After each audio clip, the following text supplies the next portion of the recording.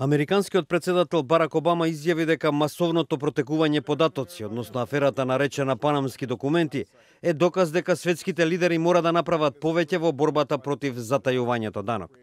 Во своето прво реагирање на аферата, Барак Обама рече дека лидерите постигнале извесен напредок во затворањето на меѓународните операции за избегнување на плаќањето данок, но оти тоа не било доволно. Многу работи се легални, но токму во тоа е проблемот, оцени Обама, додавајќи: кога компаниите ги користат дупките како ова, тоа го отежнува инвестирањето во работи што одржуваат американската економија силна за идните генерации. Обама оцени дека панамските документи, во кои се откриваат финансиски аранжмани на политичари и јавни личности, вклучувајќи меѓу другите и пријатели на рускиот председател Владимир Путин, го потенцира овој глобален проблем.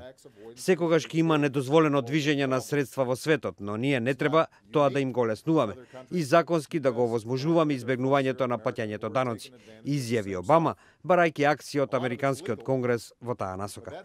Во исто време, Американското министерство за правда соопшти дека ги разгледува панамските документи, барајќи докази за корупција и кршење на американските закони.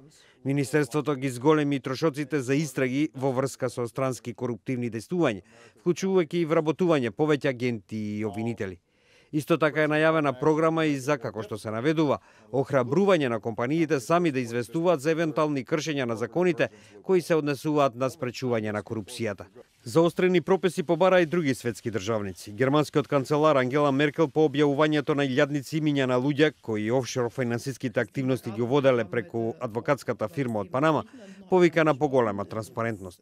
Генералниот секретар на Организацијата за економска соработка и развој, Ангел Гурија пак, оцени дека сегашната исклучителна ситуација би требало да се искористи за построго применување на меѓународните спогодби за јавноста на финансиските трансакции.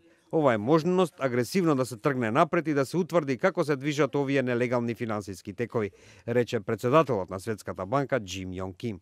Многу земји во светот покрена истрага поврзана со документите од Панама, со цел да се утврди дали навистина нивните моќни и богати граѓани го избегнувале плаќањето даноци. Повеќето од луѓето кои фигурираат во документите ги отврли обвинувањата дека дејствувале против законот. Тоа го стори и исландскиот премиер Сигмунд Давид Гуналуксон, но сепак по притисокот од јавноста, откако протекоа документи кои покажуваат дека неговата жена поседува офшор фирма со глобални побарувања од исландските пропаднати банки, се повлече од функцијата.